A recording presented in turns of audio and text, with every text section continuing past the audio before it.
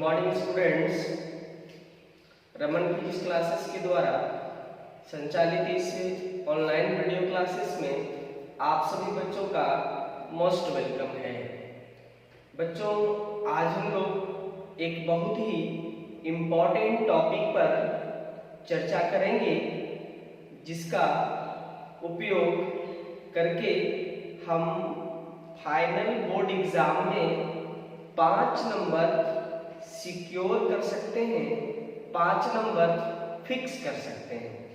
बच्चों जी हाँ, आज हम लोग जो बात करने जा रहे हैं वो एक बहुत ही इम्पोर्टेंट क्वेश्चन है, जिसको फाइनल जैक बोर्ड में 5 मार्क्स के रूप में पूछा जाता है। और वो क्वेश्चन है कि किसी पैरेलल प्लेट कैपेसिटर में जो एनर्जी स्टोर्ड होता है, एनर्जी जो संचित होता है, उसका डेरिवेशन कैसे करेंगे। Means electrostatic energy stored in parallel plate capacitor. जी हाँ बच्चों, अगर हम क्वेश्चन बैंक को देखें तो पिछले कई बार इस प्रश्न को बोर्ड एग्जाम में पूछा जा चुका है। इसलिए इस क्लास को बहुत ही गहराई से आप देखेंगे, क्योंकि एग्जामिनेशन के दृष्टिकोण से आज का डेरिवेशन, आज का टॉपिक बहुत ही इंपॉर्टेंट है। तो मैं देर ना करूं, सीधे आपको टॉपिक पे ले चलूं और बातों को आपके समक्ष प्रस्तुत कर दूं। जी हाँ बच्चों, आज हमने हेडिंग लगाया expression for electrostatic energy stored in parallel plate capacitor. Parallel plate capacitor के पास इलेक्ट्रोस्टैटिक एनर्जी जो स्टोर होता है वो कितना होता है, और होता है तो हम कैसे निकालेंगे। आज हम लोग उसी पर बात करने जा रहे हैं। मैं बच्चों पहले आपको बता दूं कि कोई कैपेसिटर को अगर हम अलग से काट के आपको समझाऊं, इस तरह का मेरे पास एक कैपेसिटर है, तो इस कैपेसिटर में शुरू के अवस्था में देखा जाए तो ना ही तो कोई चार्ज होता है और ना ही तो कोई एनर्जी होता है। अगर हम केवल कैपेसिटर ले लें तो उसके पास ना ही तो कोई चार्ज होता है, ना ही कोई एनर्जी होता है। तो फिर इस कैपेसिटर में एनर्जी आता कहां से है, एनर्जी इसे प्राप्त कहां से होता है, ये बहुत बड़ी बात है। मेन बात आपको यहीं पे समझना है। तो मैं बता दूं आपको छात्रों कि कैपेसिटर को जब तक आप एक्सटर्नल सोर्स के साथ नहीं जोड़ेंगे, एक्सटर्नल सोर्स के साथ नहीं जोड़ेंगे, तब तक किसी कैपेसिटर में एनर्जी स्टोर नहीं हो सकता है। इसका मतलब मुख्य काम, मेन काम, मुख्य ताकत अगर किसी में है तो उसका नाम है एक्सटर्नल सोर्स, जिसके जगह पर बैटरी का इस्तेमाल आप कर सकते हैं। यही एक्सटर्नल सोर्स जब इस कैपेसिटर के साथ जुड़ जाता है, मान लीजिए थोड़ा सा जुड़ने से पहले का स्थिति देखें, जब नहीं जुड़ा था तब इसके पास 0 चार्ज था, तब इसके पास 0 एनर्जी था, तब ये कैपेसिटर के पास कोई ताकत नहीं था। जैसे ये जुड़ता है एक्सटर्नल सोर्स के साथ, इसके प्लेट पर ये चार्ज देना स्टार्ट कर देता है। एक प्लेट पर पॉजिटिव चार्ज, एक प्लेट पर नेगेटिव चार्ज। जैसे जैसे इसकी प्लेट पर चार्ज आने लगता है, कैपेसिटर के प्लेट पर चार्ज जैसे जैसे आने लगता है, कैपेसिटर का नियत खराब हो जाता है। नियत खराब होने का मतलब यह कैपेसिटर में थोड़ा सा ताकत आ जाता है, और जैसे इसके पास ताकत आ जाता है, यह कैपेसिटर इसी एक्सटर्नल सोर्स का विरोध करने लगता है, अपोज करने लगता है, कहता है कि मुझे आपका चार्ज नहीं चाहिए, अपोज करता है। ये हो गई ना वही वाली बात कि जिस व्यक्ति ने तुझे बनाया और जब तू थोड़ा सा बन गया तो फिर तू उसी का पैर खींचने लगा, इट मींस उसी के विरोध में काम करने लगा। यह कैपेसिटर भी कुछ ऐसा ही करता है। जब ये कैपेसिटर के पास थोड़ा और चार्ज डेवलप हो जाता है, एक्सटर्नल सोर्स का अपोज फिर से मजबूती के साथ करता है, लेकिन सोर्स के ऊपर कोई प्रभाव नहीं पड़ता है।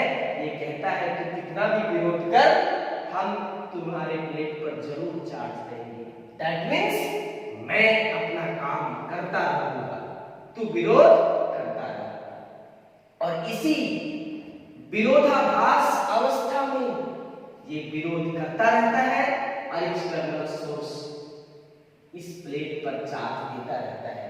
और इसी अपोजिशन के अवस्था में एक्सटर्नल सोर्स को जितना वर्क करना पड़ता है, जितना काम करना पड़ता है, वही वर्क डन इस प्लेट पर स्टोर होता है, जिसको आप कहते हैं इलेक्ट्रोस्टैटिक एनर्जी। तो जी हाँ बच्चों, कैपेसिटर के पास एनर्जी होता नहीं है, उसे दिया जाता है। किसके द्वारा? एक्सटर्नल सोर्स के द्वारा। एक्सटर्नल सोर्स अगर काम करना बंद कर दे, इसे चार्ज देना बंद कर दे, तो शायद इस कैपेसिटर के पास कोई एनर्जी नहीं होगा। इसीलिए मुख्य भूमिका, मुख्य काम अगर किसी का है तो उसका नाम है एक्सटर्नल सोर्स।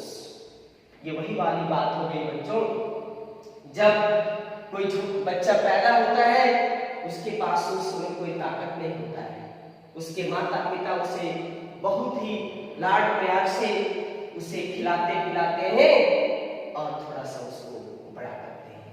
जब उस बच्चे के पास थोड़ी सी ताकत आ जाती है, तो आने वाले समय में वही बच्चा अपने पेरेंट्स का भरपूर विरोध करता है। बच्चा को उसके पेरेंट्स कहते हैं, बेटा ऐसा करो, दूध पी लो। बच्चा कहता नहीं नहीं पिएंगे, हम तो कुरकुरे खाएंगे, हम तो लेज खाएंगे। दैट मींस वो बच्चा अपने ही पेरेंट्स का अपोज करना शुरू कर देता है। लेकिन जिस समय बच्चे के पास कोई ताकत नहीं होता, उसमें उसके पेरेंट्स जो उसको देते हैं, जिस तरह का चीज देते हैं, वो आराम से उसे ग्रहण कर लेता है। इट मींस कैपेसिटर को आप एक बच्चे से तुलना करो और एक्सटर्नल सोर्स को तुम पेरेंट्स से तुलना करो, तो जैसे वही बच्चा अपने पेरेंट्स का विरोध करता है, बिल्कुल उसी प्रकार से कैपेसिटर एक्सटर्नल सोर्स का विरोध करता है। और उस विरोध को, जैसे माता पिता बच्चे के विरोध को नजरअंदाज कर देते हैं और लगातार काम करते हैं ताकि उसका बच्चा हृष्ट-पुष्ट और मजबूत बने, बिल्कुल उसी प्रकार से एक्सटर्नल सोर्स पेरेंट्स की तरह काम करता है और कैपेसिटर को मजबूत बनाने का काम करता है। इसके विरोध को ये पेरेंट्स की तरह नजरअंदाज कर देता है और इसी के द्वारा जितना वर्क डन होता है, उसी वर्क डन को हम इलेक्ट्रोस्टैटिक एनर्जी कहते हैं। थोड़ा सा मैं और उदाहरण दे दूं बच्चों। बच्चा और बड़ा होता है, पेरेंट्स कहता है कि बच्चा, बाबू बेटा पढ़ लो, पढ़ना बहुत जरूरी है। बच्चा कहता है नहीं नहीं पढ़ेंगे, हम तो खेलेंगे। दैट मींस पेरेंट्स के बातों का भी विरोध करता है। उसके बावजूद भी पेरेंट्स कहता नहीं, तुम्हें पढ़ना है, इसके लिए मुझे चाहे जितना भी मेहनत करना पड़े।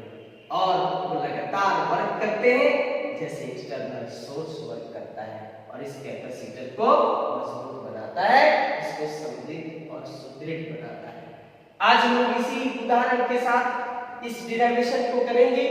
आपको कैपेसिटर को एक बच्चा समझना है और एक्सटर्नल सोर्स को आपको एक पेरेंट समझना है, एक माता पिता के साथ तुलना करना है और ये माता पिता इस कैपेसिटर को बिल्कुल मजबूत बनाने का भरपूर प्रयास करता है।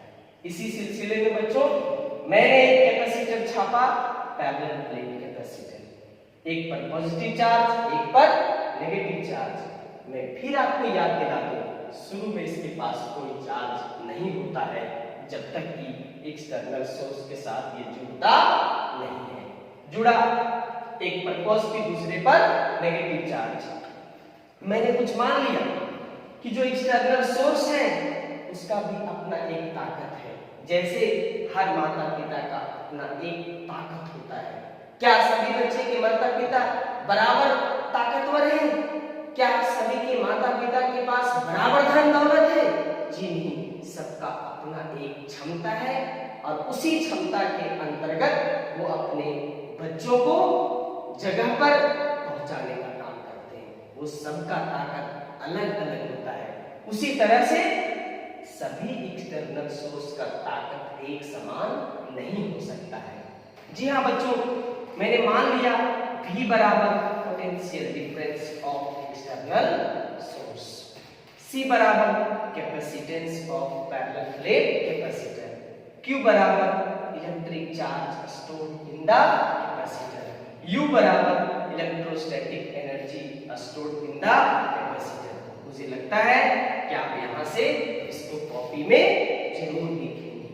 अब इसके बाद मैं दिखाता हूं कि एक्सटर्नल सोर्स कैसे काम करता है और कैपेसिटर में एनर्जी कैसे जमा होता है।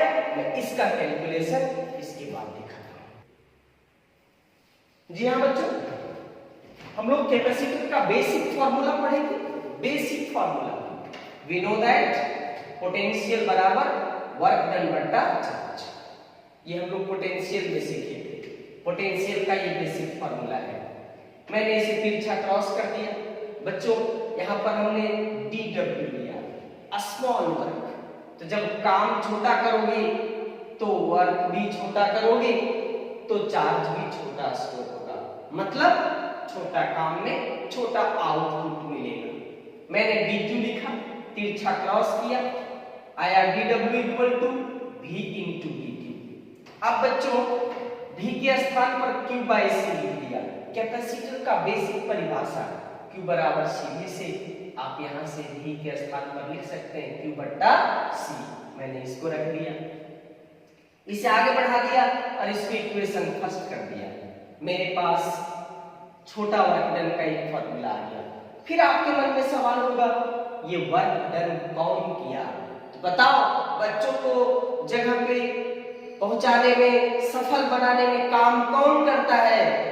तो काम उसके पेरेंट्स करते हैं। दिन दुगुनी रात चौगुनी मेहनत करके करते हैं, एड़ी चोटी का पसीना बहा के करते हैं ताकि उनका बच्चा सफल हो। इसलिए वर्क पेरेंट्स करते हैं। तो उसी तरह से यहाँ का पेरेंट्स कौन है? यहाँ का पेरेंट्स है external source.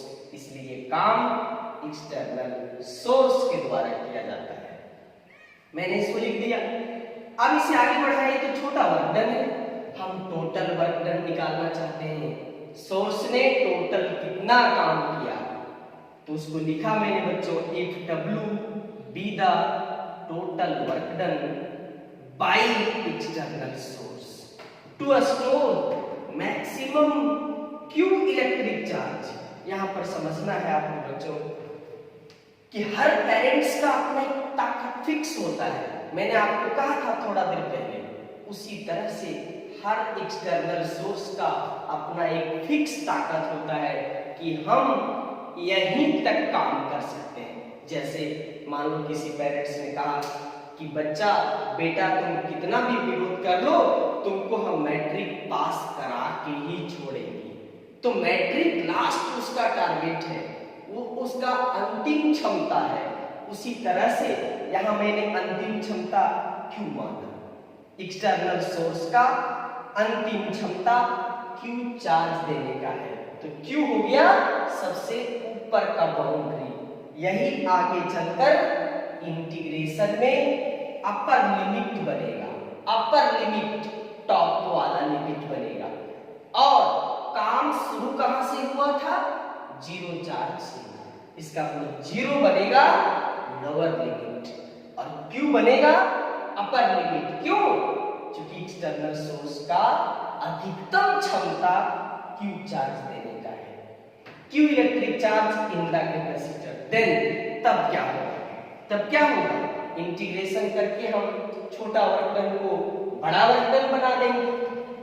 In W equal to integration of dW 0 से यहां फिर मैं समझा दूं कि जीरो लोअर लिमिट क्यों बना, क्योंकि एक्सटर्नल सोर्स काम उस समय शुरू किया था जब चार्ज जीरो था और तब तक काम करता रहा जब उसका चार्ज अधिकतम Q ना पहुंच जाए, इसलिए जीरो से Q तक लिमिट लिए।